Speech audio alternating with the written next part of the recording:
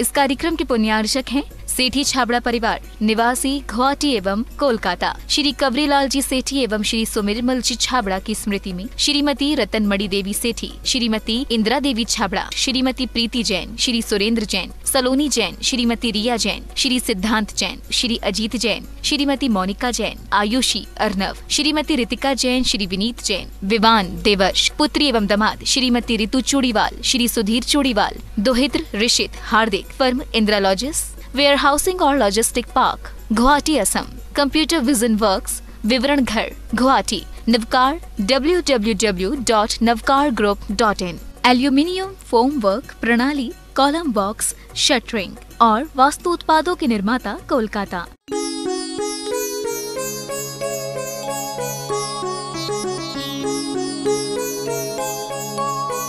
कि बेटे की साल ना बिगड़ जाए, ख्याल करना। उनकी परीक्षाओं में हम आगे पीछे कुछ कर सकते हैं, मेडिकल आदि लगा सकते हैं, लेकिन आयु कर्म का बंद होने के बाद कुछ नहीं।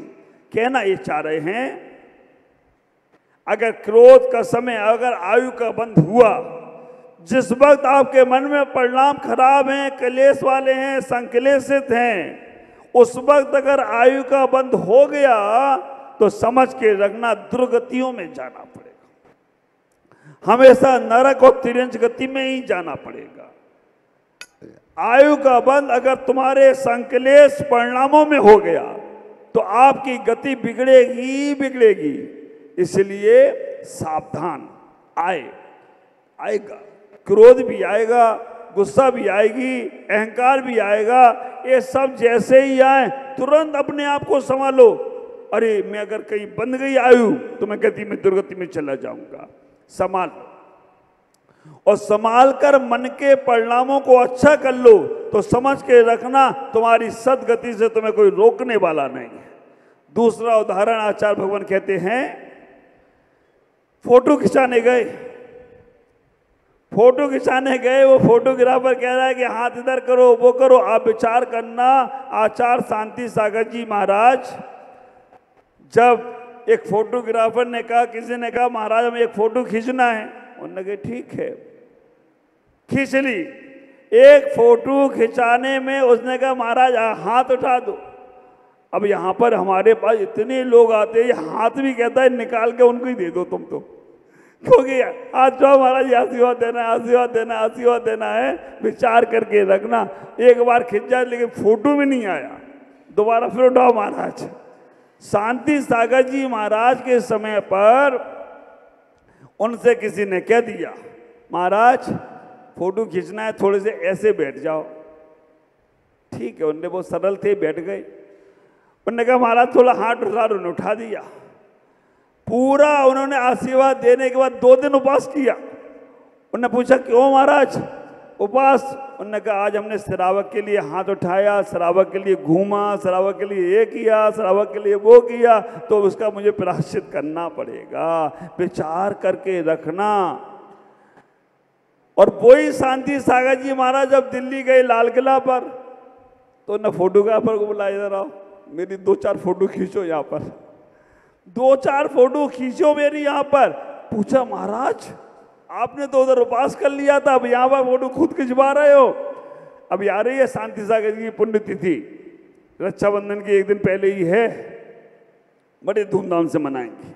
आप विचार करके रखना। अच्छा शांति सागर ने कहा वो मैंने श्रावक की बात मानी थी और मैं यहाँ लाल किले पर फोटो इसलिए खिंचा रहा हूँ कि मुझे जिनागम की बात मानना है। जिनागम में ये कहा जाना चाहिए कि हमारे साधु शहरों में भी घूमते थे, हमारे सरकार को पता चलना चाहिए ये साधु नग्न दिगंबर केवल जंगलों के लिए नहीं हैं, शहरों में भी कल्याण के लिए आया करते हैं। तो उन्होंने फोटो खिंचवाने का प्रयास किया। विचार कर, ये जीवन होता है, हमें इतना ही सोचने का प्रयास करना है। फोटो खींचते समय फोटोग्राफर खूब बोल रहा है, अभी तो आप लोग फोटोग्राफर खुद ही बन गए। हाँ, सब चीजें आप खुद ही कर लेते हो। और ऐसी ऐसी फोटो, उसको नाम है सेल्फी। हाँ, और हमें लगता है सेल्फी वाला जितना स्वार्थी कोई होगा नहीं। खुद को तो बड़ा दिखाएगा और जिसके साथ खिंच रहा है उसको छोटा दिखाएगा। स्वार्थी है, वो कहता है कि मैं बड़ा दिखना चाहिए, बाकी सब पीछे छोटा। तो ख्याल करना, फोटो खींचते समय जैसे तुम्हारे चेहरे पर टेढ़ा मेढ़ा होगा वैसा ही चेहरा फोटो में आएगा। बरसों बाद भी देखा जाए तो भी चेहरा बदलेगा नहीं। एक मेरे गुरुदेव एक जोक सुनाते हैं। एक माँ अपने शादी का एल्बम देख रही थी, शादी का एल्बम देख रही थी तो देखा माँ एक युवक एक आदमी के साथ खड़ी है, दाढ़ी है, बाल हैं, सब कुछ बहुत अच्छा सब कुछ है। तो बच्चे ने पूछ लिया, मम्मी ये कौन है? मम्मी ने वो एल्बम 50 साल बाद देखा था और बच्चे को पता नहीं था। बच्चा ने तो बाद में देखा पिता को। तो आप विचार करना, मम्मी ने बोला ये तेरे पापा हैं। अगर ये मूछ वाले और इतने अच्छे बाल वाले मेरे पापा, तो जिनके ये बाल नहीं है वो कौन है? न वो भी तेरे पापा है। दो कैसे? न कहा ये उनकी जवानी की फोटो है और ये उनकी अभी बाल नहीं है, उस समय की फोटो है। तो विचार करना, उस समय की फोटो में और इस फोटो में बहुत अंतर आ गया, लेकिन वो फोटो बदली नहीं गई, वो फोटो वैसी ही रहेगी। ऐसे ही जिस वक्त तुमने फोटो खिंचाई उस वक्त जो तुम्हारा चेहरा होगा वैसा ही चेहरा। अब मेरे से बहुत सारे लोग बोलते, बहुत सारे क्या, हमारे महाराज माता जी लोग कभी कभी बोलते थे मेरी फोटो अच्छी नहीं आई। चेहरा जैसा होगा वैसी तो आएगी। आप विचार करना, फोटो खींचते समय अगर इधर उधर देखोगे तो अच्छी नहीं आएगी ना। अब इधर उधर देखा क्यों आपने? फोटो खींचे। और फोटोग्राफरों से भी कहना चाहूंगा, तुम्हारे हाथ में मोबाइल है, महाराज माता जी के पास जाते हो, फोटो खींचने की जल्दी में वो कुछ भी कर रहे हैं, तुम खींच के आ जाते हो और डाल देते हो व्हाट्सएप पर, और बाद में मालूम पड़ता है कि ये क्या कर रहे थे महाराज। सावधान, उस वक्त संतों को भी होना है और उस वक्त श्रावकों को भी। कोई अदवा तदवा फोटो आपने खींच ली, उसमें अगर कहीं गलत इन्फेक्शन हो, गलत बात जाएगी तो आपको भी पाप का असर होगा। इतना विचार करना चाहिए।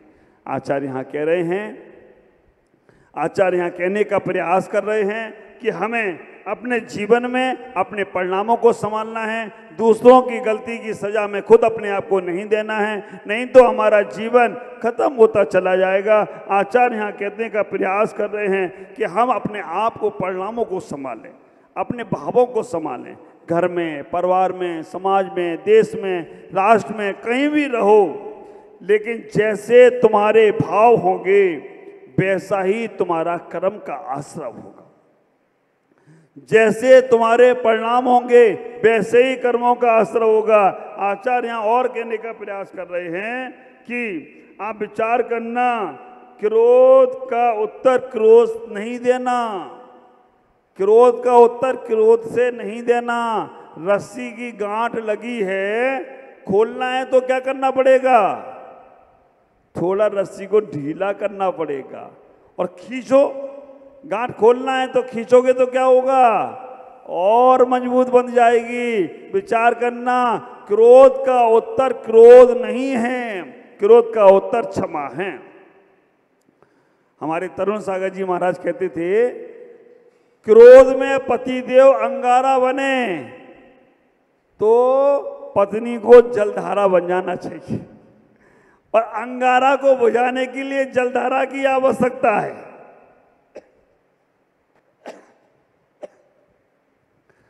क्रोध में पत्नी अंगारा बने तो पति को जलधारा बन पर बरस जाना चाहिए। जब शादी होती है ना तब चंद्रमुखी लगती है ना। शादी होती है तो लगती चंद्रमुखी, और शादी के थोड़े दिनों बाद वो लगती है सूरजमुखी, और उसके बाद 2-4 साल बाद, हाँ कौन बोला, ज्वालामुखी।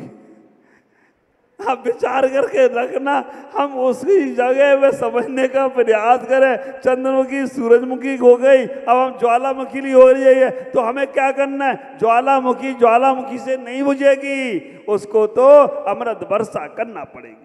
हमारे जीवन के समाधान को समझें, हमारे जीवन की व्यवस्था को समझें, दूसरों की सजाएं अपने आप को ना दें। क्रोध की गांठ को खोलने के लिए शांत बनने का प्रयास करें, सहज बनने का प्रयास करें। समस्याओं का समाधान विवाद में नहीं है, संवाद में है। इस बात को हमें जानने का प्रयास करेंगे, तभी हम अपने जीवन को समझ सकते हैं। स्वयं को घात ना करें। हमारे 148 कर्मों में एक कर्म आया है, परघात उपघात। परघात का मतलब है कि हम अपने अंग से दूसरे का घात करें, और उपघात का मतलब है जो हम अपने कर्म से, अपने शरीर के अवयवों से अपना ही घात करें। तो ये हमें लगता है उपघात भी, अपना क्रोध भी उपघात है जो अपना नाश कर दिया करता है। आप सब लोग बहुत अच्छे हैं। हमने समय चेंज इसलिए किया सबको लाभ मिले, और सब लाभ ले रहे। बाद में हमारे पास भी भैयावृत्ति में रात को 9 बजे तक लड़के बच्चे पूरे 50 के बच्चे रहते हैं, वो भी रात को प्रवचन सुन के जाते हैं। तो मैं आपसे इतना ही कहूँगा कि आप लाभ लें, अपने जीवन को बदलें। हम जब क्रोध आए तो क्षमा से उसको जीतने का प्रयास करें, तभी हमारा जीवन की सार्थकता होगी। ओम नमः जय गुरुदेव। यस्य स्वयं से भावाप्ते अभावी कृष्ण कर्मणा तस्मै सज्ञान रूपाय नमोस्तु परमात्मने, नमोस्तु परमात्मने, नमोस्तु परमात्मने। आज हम सभी लोग 11वें नंबर के श्लोक की ओर चलेंगे। 11वां नंबर का श्लोक आचार्य भगवान कह रहे हैं 11वें नंबर के श्लोक में, राग द्वेष दीर्घा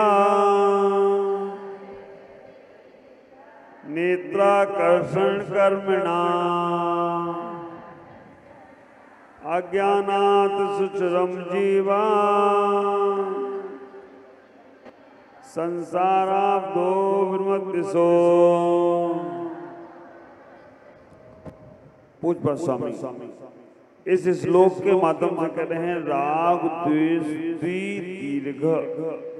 राग द्वेष रूपी दो रस्सी के छोर दीर्घ, बहुत लंबी, बहुत नेत्र आकर्षण कर्मण, और यही तुम्हें कर्म के रूप में आकर्षण करते हैं। नेत्र आकर्षण कर्मण, ये जो राग और द्वेष है कर्मों को आकर्षित करता है। कर्मण आकर्षित करता है, आकर्षित करने के बाद क्या करता है? अज्ञानात् सुचरम जीवा, अज्ञान रूपी चिरंजीव बना देता है, तुम्हें चिरंजीव बना देता है। मतलब अज्ञान रूपी जीव तैयार कर देता है, अज्ञान रूपी भावनाएं पैदा करता है। कौन? और राग और द्वेष। जब अज्ञान रूपी भावनाएं उत्पन्न होती हैं तो कहा आचार्यों ने संसार अब तो भ्रमतिसो, तो संसार में भ्रमण करता है ये जीव। आप विचार करके रखना, आचार्य पूज्य स्वामी यहाँ क्या कह रहे हैं? राग द्वेष के जो दो रस्सियां हैं, राग द्वेष की जो दो छोर हैं, उन दोनों छोरों के कारण से हमारे कर्मों का हमारे प्रति आकर्षण होने लगता है। और जब कर्मों का हमारे प्रति आकर्षण होता है तो हम कर्म रूपी बंधनों में बंधने लगते हैं।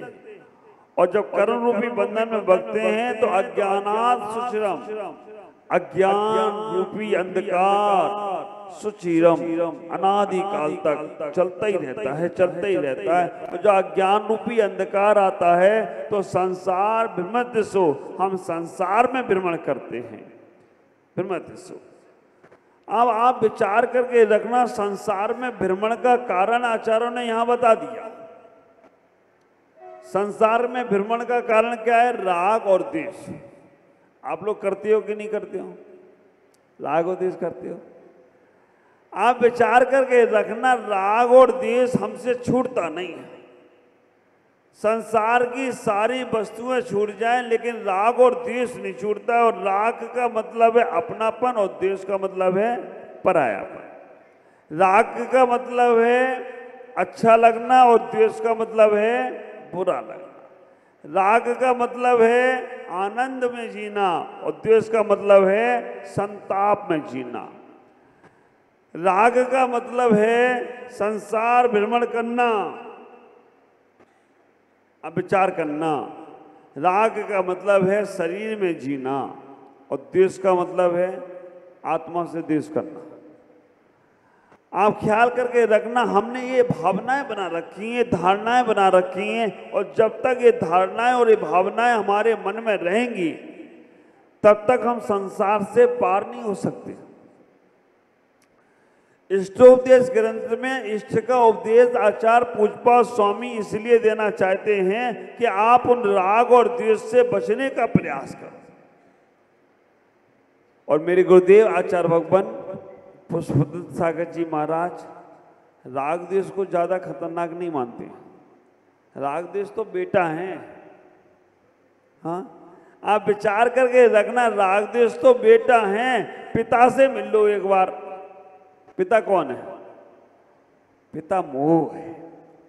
ख्याल करके रखना, राग माने अच्छा और द्वेष माने बुरा। तुमने किसी को अच्छा कहा, तुमने किसी को बुरा कहा, कहकर भूल गए तो ज्यादा देर तक वो कर्म तुम्हें सताएगा नहीं, ज्यादा देर तक वो कर्म तुम्हें परेशान नहीं करेगा। लेकिन जब मोह आता है ना, मोह पिता आता है ना, तो राग द्वेष मजबूत हो जाते हैं। और मोह हमें कहने का प्रयास करता है कि नहीं, इसके बिना हम रह नहीं सकते, इसके बिना नहीं रह सकते। राग है लेकिन इसके बिना नहीं रह सकते, मर जाऊंगा, इसको छोड़ूंगा नहीं। ये मोह है। द्वेष, इसकी शकल देख नहीं सकते, ये द्वेष है। लेकिन ये आया तो इसे छोड़ूंगा नहीं, ये मोह है। ख्याल करके रखना, ये राग और द्वेष की श्रृंखला हमारे जीवन में अनादिकाल से चली आ रही है। मेरे गुरुदेव ने मुझे दीक्षा दिवस पर आशीर्वाद लिखकर भेजा, और दीक्षा दिवस पर आशीर्वाद लिखकर भेजा तो उन्होंने एक लाइन बड़ी प्यारी लिखी। मैं हमेशा कहता हूं, संतों के द्वारा लिखा हुआ हर शब्द एक ग्रंथ होता है। संतों के द्वारा लिखा हुआ हर शब्द ग्रंथ होता है। संतों के द्वारा कहा गया हर शब्द मंत्र होता है। जो संतों के शब्दों को मंत्र मान लेते हैं, संतों के लिखे अक्षरों को ग्रंथ मान लेते हैं, वो एक दिन निर्घंत और अरिहंत हो जाएं तो कोई आश्चर्य की बात नहीं है। इतना ही विचार करना, वो एक दिन निर्घंत और अरिहंत भी हो सकते हैं। संत अन्यथावादी नहीं होते, मजाक मजाक में भी झूठ नहीं बोलते हैं। प्रवचनों में भी कभी बोलेंगे कि एक हम व्यंग कस रहे हैं, व्यंग बोल रहे हैं, चुटकुला दे रहे हैं या जोक्स बुला रहे हैं, तो वो जोक्स से केवल सत्य समझाना चाहते हैं। ख्याल करना, राग द्वेष के उन्होंने केवल इतना ही लिखा कि राग द्वेष के कारणों को हमने, राग द्वेष छोड़ने की बात तो हमने कई जन्म से करी है। हर जन्म में हर साधु जो आएगा, हर जो आचार आएगा, मुनि आएगा, ग्रंथ पढ़ोगे तो उसमें एक ही बात आई है कि राग छोड़ो, द्वेष छोड़ो, राग छोड़ो, द्वेष छोड़ो। उन्होंने जो बात मुझे लिख कर दी, भेजी आशीर्वाद में, बहुत प्यारी बात। उन्होंने इतना ही कहने का प्रयास किया कि हर जन्म में तुमने राग द्वेष छोड़ने की बात तो सुनी है और करी है, बस इस जन्म में एक प्रयास करो, राग द्वेष के कारण छूट जाएं तो तुम्हारा जीवन सार्थक हो जाए तो कोई आश्चर्य की बात नहीं होगी। राग द्वेष के कारण छूटना चाहिए।